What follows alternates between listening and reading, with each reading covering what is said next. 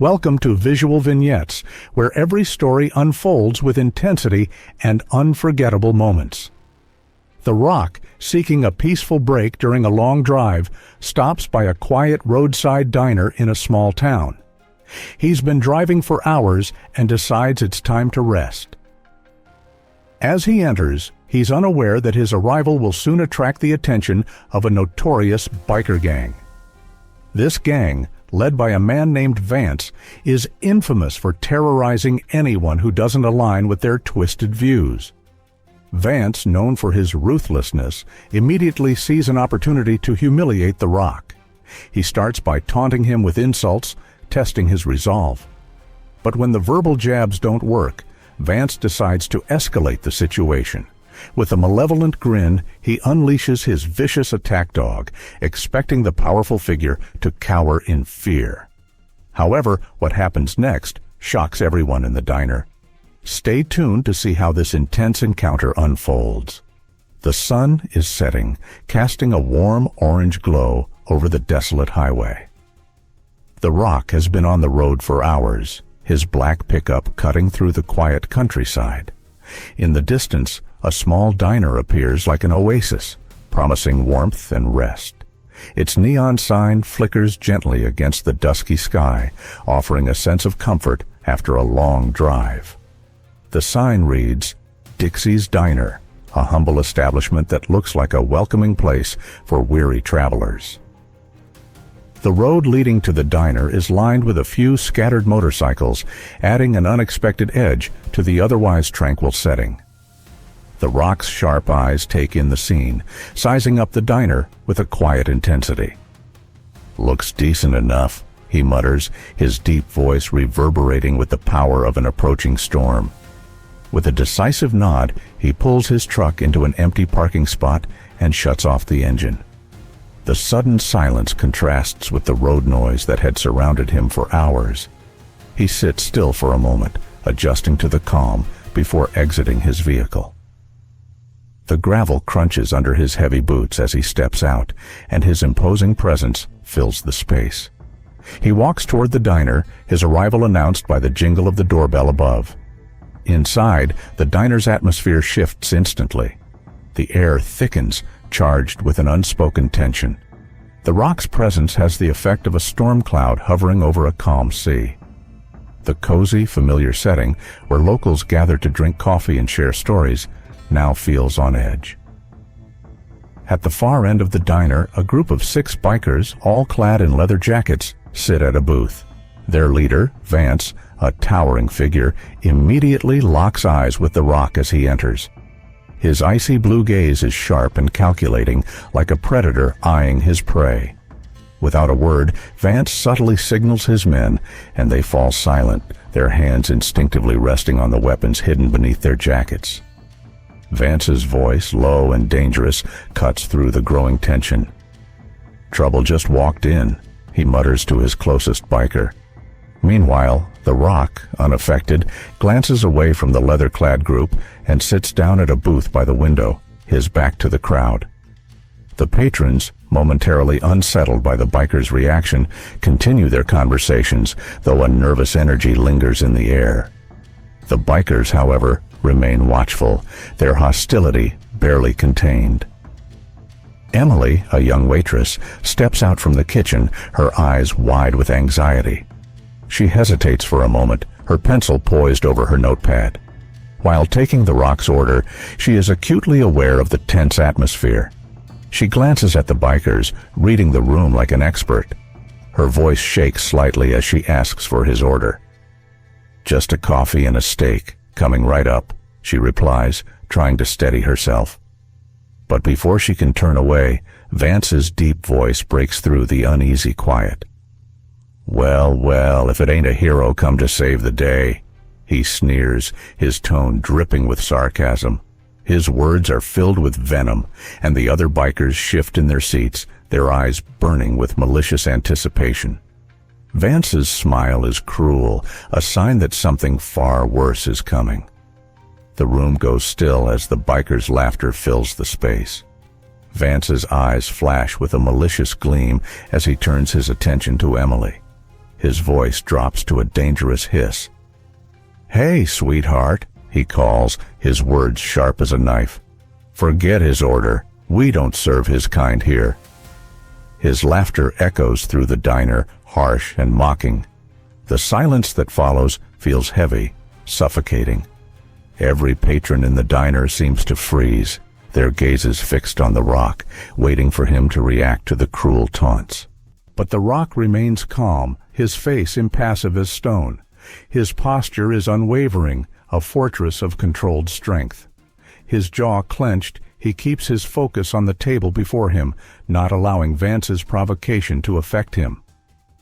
After a brief moment of tense silence, he speaks, his voice low and steady. "I'm just here for food, man," he says, his words carrying the weight of unspoken authority. "Let's not make this something it doesn't need to be." The pause that follows is thick with unspoken potential. Vance, not used to being ignored, laughs again, louder this time, his voice mocking. "You hear that, boys?" he taunts, looking at his gang with a grin. "He don't want trouble." He glances at his men, who snicker in agreement, feeding off his energy. Vance rises from his seat with an air of menace, his boots hitting the floor with the weight of a freight train. But the Rock remains seated, his gaze still fixed on the table. Slowly, deliberately, he raises his eyes to meet Vance's. Their stares lock, each man measuring the other with intensity.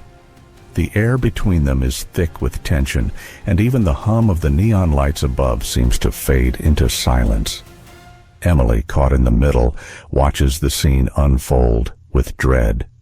Her fear of Vance battles with her empathy for the Rock. She stands frozen for a moment, unsure of what will happen next. But then, something in the Rock's subtle nod, an imperceptible motion that conveys more strength than 1,000 words, gives her the courage she needs. "Bring me the steak," the Rock repeats, his voice unwavering, his gaze unyielding as it remains locked on Vance. Emily, her hands trembling, retreats to the kitchen, her eyes giving Vance a worried look, as though silently warning him not to push any further. Vance's smirk falters. For the first time, a crack appears in his confident facade. The Rock's refusal to be intimidated, his calm defiance, has caught him off guard. The bikers, sensing a shift in the air, fall silent.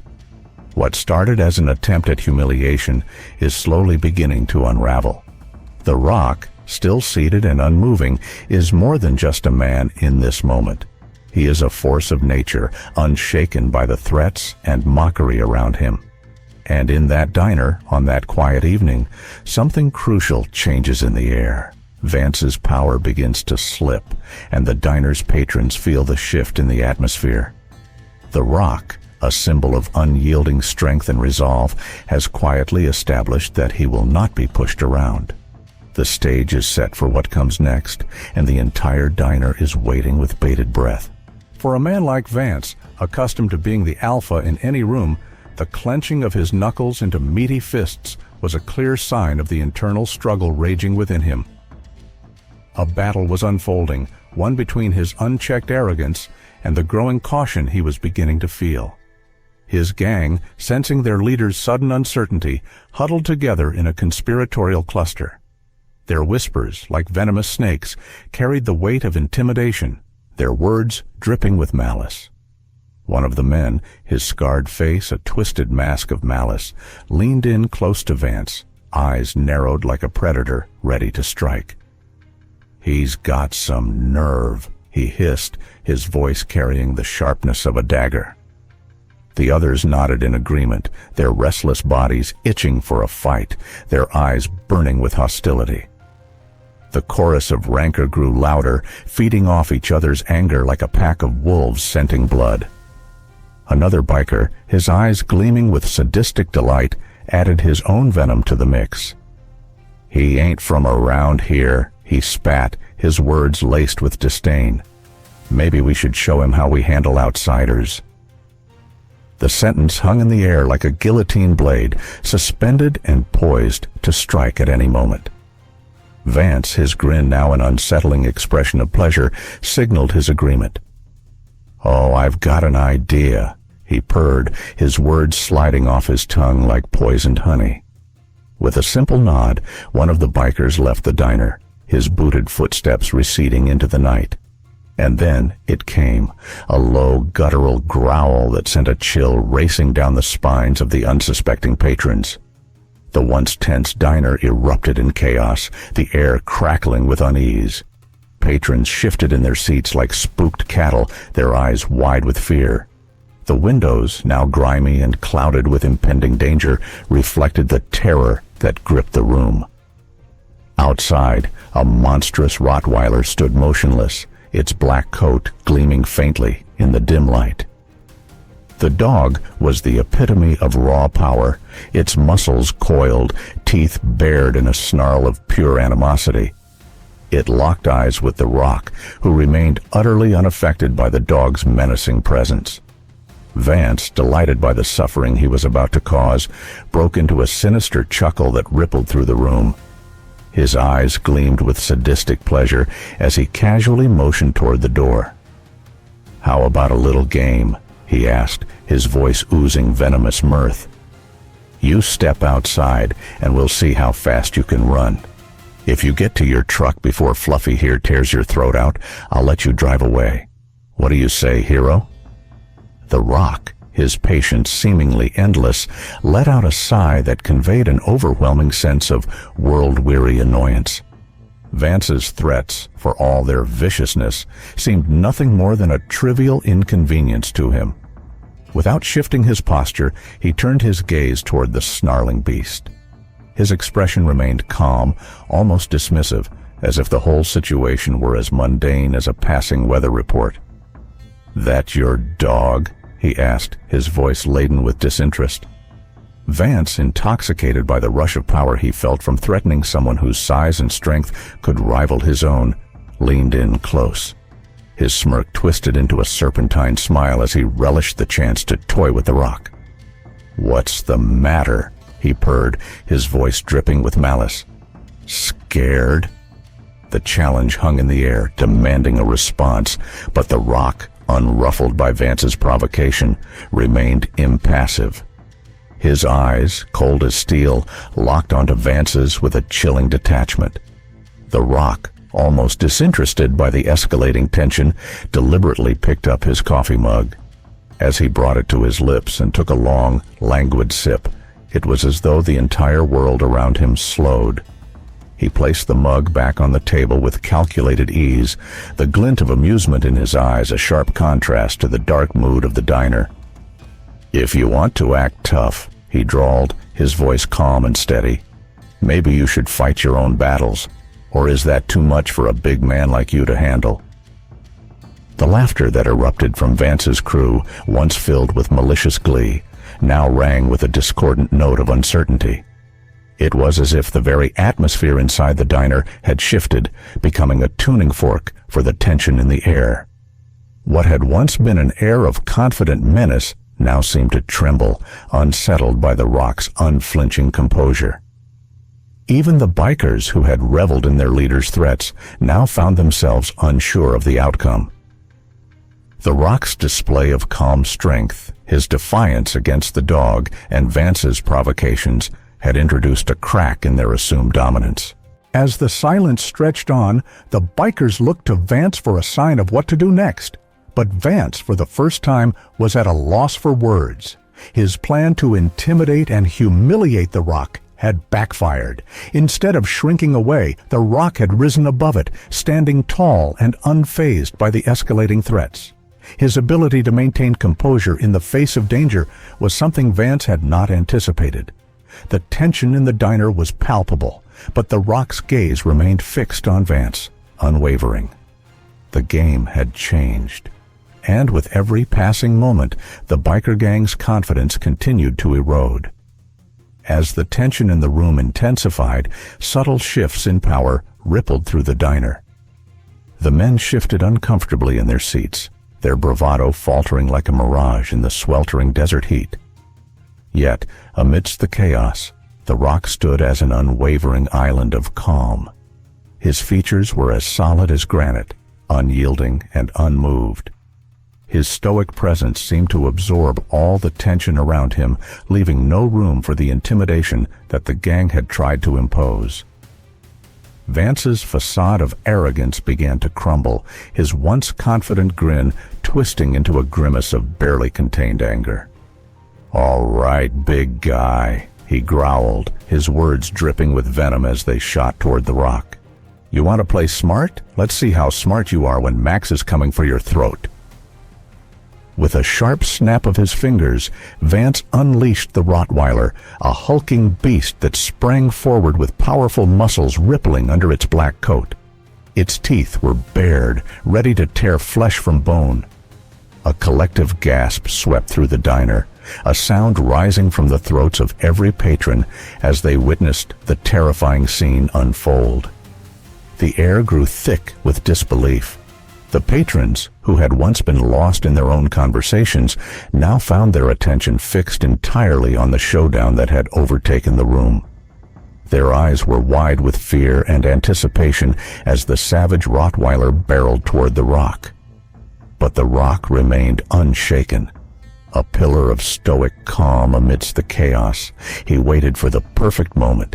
His muscles tensed, coiled like a spring, ready to release. To those who didn't know him, his inaction might have seemed like a fatal mistake, but the rock was in complete control. He had been in situations like this before, moments requiring immense patience, a cool head, and the ability to read the opponent's every move. Like a panther springing at its prey, the rock moved with lethal precision. His body blurred as he shot forward, his arm reaching out with the speed and power of a seasoned fighter. He grabbed the Rottweiler midair, locking his massive hand around the dog's collar, halting its ferocious charge in an instant. The force of his grip stopped the beast dead in its tracks, the dog's momentum suddenly arrested by the rock's unyielding strength. Time seemed to slow as the room held its collective breath. The shocked gasps of the onlookers hung in the air, suspended by the sheer tension of the moment. The Rottweiler, teeth still bared and snarling, was now inches from the rock's face, its growls barely audible over the dead silence of the diner. All eyes were fixed on the scene, bodies rigid, unable to move as the unbelievable spectacle unfolded. Vance, who had watched the scene with growing confidence, now stood frozen in disbelief. His face, once an open mask of triumph, was now pale and slack, his mouth hanging open like a door on its hinges. The shock that shot through him was palpable, like an electric current racing through his body. His plan had backfired. Meanwhile, the rock remained calm, his face impassive, as he continued to hold the Rottweiler in place. The dog thrashed and snapped, trying desperately to break free, but it was clear that the struggle was futile. The rock's grip was absolute, unshaken by the power of the beast before him. His body stood firm, a living wall between the Rottweiler's rage and the frightened onlookers, all of whom remained rooted in place, mesmerized by his control.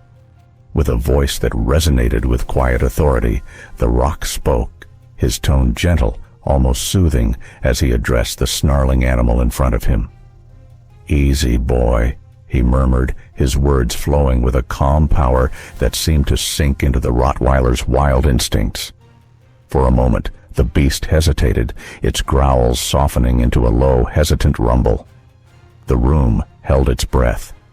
It was as though the rock had suddenly transformed, his raw strength giving way to an innate understanding of the animal's aggression.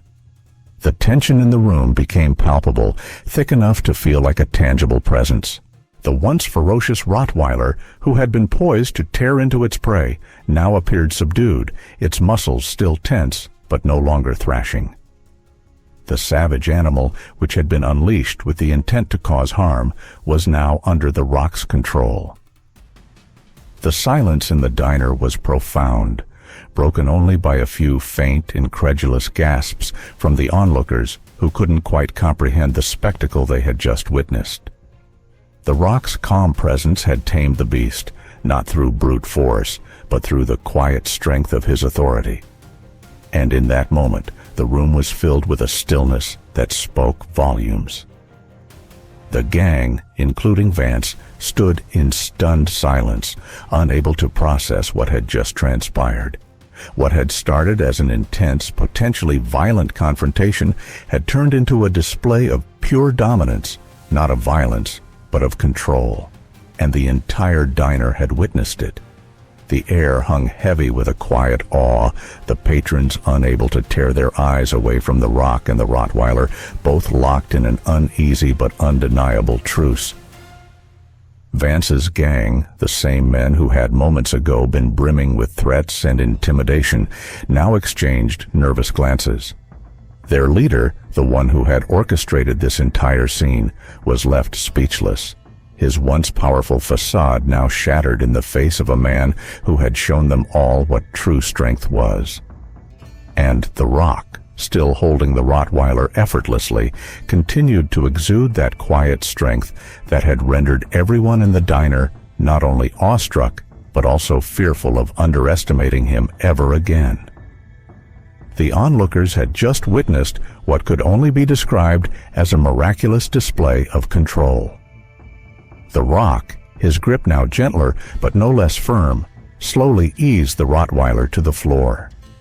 It was a gesture that spoke of both tenderness and authority, one that balanced dominance with an understanding of the animal's behavior. As the beast's paws touched the ground, its ferocity subdued, the Rock placed a firm but reassuring hand on its neck. The Rottweiler, once a savage beast ready to tear into its target, seemed to recognize the folly of its actions. Its proud head lowered, its tail tucked between its legs, and it slunk away from its would-be aggressor, now docile in the face of the Rock's quiet command. What had been, only moments ago, the stage for an epic showdown between man and beast had become a scene frozen in disbelief. Vance's gang, who had been so brazen in their display of superiority, now found themselves speechless, their jaws slack with astonishment. They were no longer the dominant force in the room. Instead, they sat like statues, their eyes glued to the Rock's every movement, as if he had transformed before them from an ordinary man into something far greater, some kind of superhuman creature. The atmosphere shifted palpably, the power dynamics utterly upended. If looks could kill, Vance's glare alone would have turned the Rock to ash. Mortification painted Vance's face, his fiery crimson skin giving his once defiant features a comical, almost clownish quality. "What the—" Vance began, his words tumbling over one another as the fury within him bubbled to the surface. His voice was hoarse, his throat tight with rage, but there was a discernible tremor in it that betrayed the unease gnawing at him. For all his bravado, for all the swagger that had once defined him, he was now small, his machismo no longer an impenetrable mask, but a fragile front for his own insecurities. The Rock, however, remained unshaken. His cool exterior only served to mask the inferno of fury that was simmering beneath.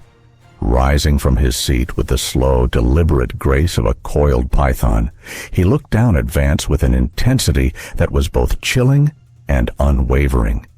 His knuckles popped, the sound reverberating like a menacing prelude to the violence that was about to erupt. The tension in the air was thick, almost unbearable. He leveled his gaze at Vance, his voice low and heavy with a promise of retribution. "Your turn," he growled, the words hanging in the air like a challenge. Vance, his eyes widening with sudden realization, understood the gravity of the mistake he had just made. He had picked a fight with the wrong man.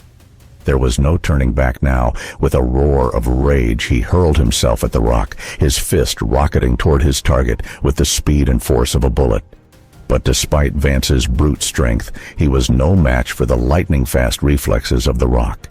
With the agility of a seasoned fighter, the Rock sidestepped the punch effortlessly, moving with a fluidity that belied his massive frame. He dodged Vance's attack like a matador avoiding a charging bull, the very air around him seeming to shift as he made his move. Vance, his momentum carrying him forward uncontrollably, found himself off balance, vulnerable. In that split second, the Rock seized the opportunity. With a brutal right hook that could have knocked a charging rhino off its feet, he struck. The impact was devastating. Vance, stunned and helpless, was sent reeling, his jaw snapping sideways as his teeth rattled like dice in a cup. His body sailed through the air, crashing into a nearby table with a deafening crash, the sound of broken wood and splintered glass punctuating his defeat. But the Rock was not done. His rage, fueled by a relentless drive to defend himself, transformed him into a whirlwind of violence. The gang, whose loyalty to Vance had once seemed unshakable, was now overshadowed by their primal desire to save their own skins. They lunged toward the Rock, fists raised in angry defiance, but their efforts were futile. The Rock was a force of nature. His limbs moved like a symphony of destruction. Elbows cracked against bone, shoulders slammed into opponents, sending them flying across the room with bone-jarring force. In mere seconds, the gang was sprawled across the diner's floor, groaning in pain as broken furniture lay scattered around them like the aftermath of a storm.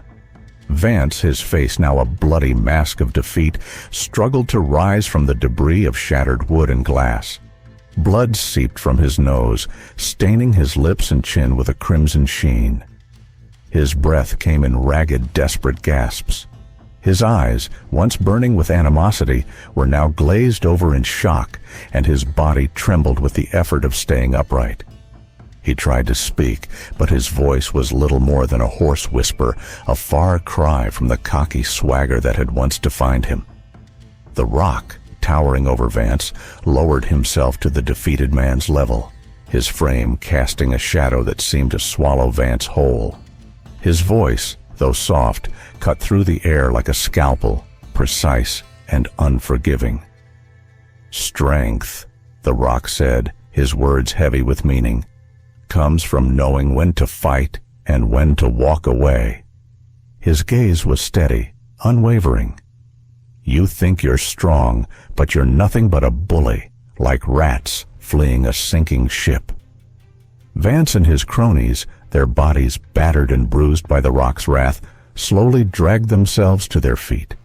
The sight of the once feared gang now slinking away with their tails between their legs was a stark contrast to the brutal aggression they had exuded only minutes earlier. They stumbled out of the diner, their limping gait a testament to the price they had paid for underestimating the Rock's strength of character. The atmosphere in the diner shifted, the once tense air now infused with a sense of finality, as though a heavy weight had been lifted. And then, as if a dam had broken, the silence that had held the room captive erupted into a thunderous ovation. The patrons, emboldened by the Rock's display of courage and strength, rose to their feet. The diner was alive with the sound of cheers, applause, and whistles. The sound reverberated throughout the room, an outpouring of gratitude and respect. Emily, her face lit with admiration, smiled shyly at the Rock. The fear that had once clouded her eyes was replaced by a newfound respect. She found herself unable to contain her emotions as she stepped forward, her voice shaky but full of gratitude. "Your stake's on the house," she stammered, her words tumbling out in a rush of awe. And a free cup of coffee," she added, blushing at her own spontaneity. The Rock smirked, his expression one of quiet amusement. The corner of his mouth lifted in a small, knowing smile. He nodded at Emily, the respect in his gaze softening the otherwise stoic demeanor. "I'll take it to go," he replied, his voice warm with humor. Caught up in the electric current of the moment, Emily laughed in genuine delight. Her exhaustion and fear, so palpable only moments before, now seemed to evaporate in the wake of the Rock's presence.